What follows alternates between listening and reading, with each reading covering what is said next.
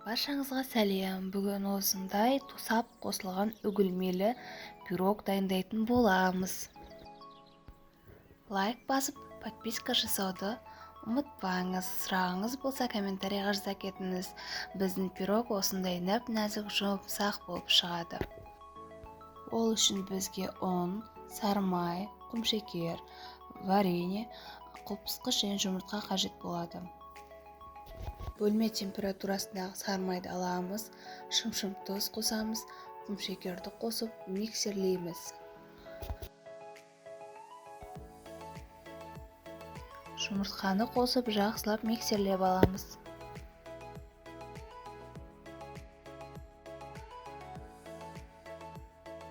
Ұнымызды жартылай қосып, үстінен қопсытқышты саламыз, лопатканың көмегімен араластырып аламыз. Сонан соң қалған жарты ұнымызды қосып, қолмен жұмсақ етіп қамырлейміз.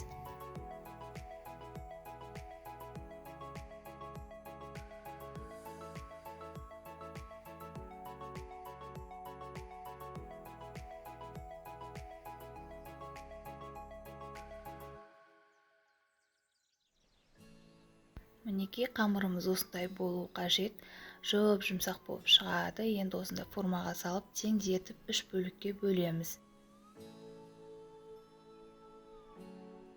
Қамырдың 3-тен 1 бөлігін бөлек пакетке салып аламыз, ол бетіне. Ал мынау астындағы бөлігі, оны бөлек пакетке салып, мұздатқышқа 45 минут 1 сағатқа қалдырамыз, қамырымыз қатты болғанша.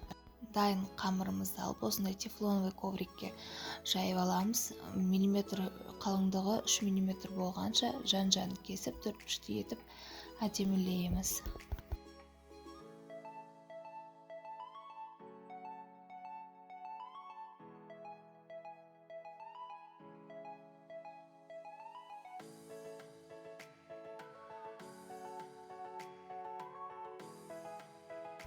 Салмасына кез келген тосап қолдансаңыз болады. Менде сливадан жасалған варенье өте дәмді болып шықты.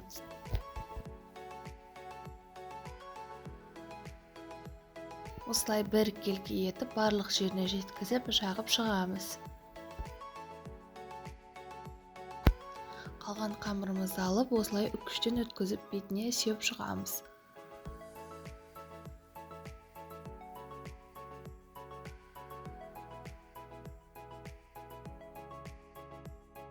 Қамырды осылай үккіштен бір келке етіп өткізіп шығамыз.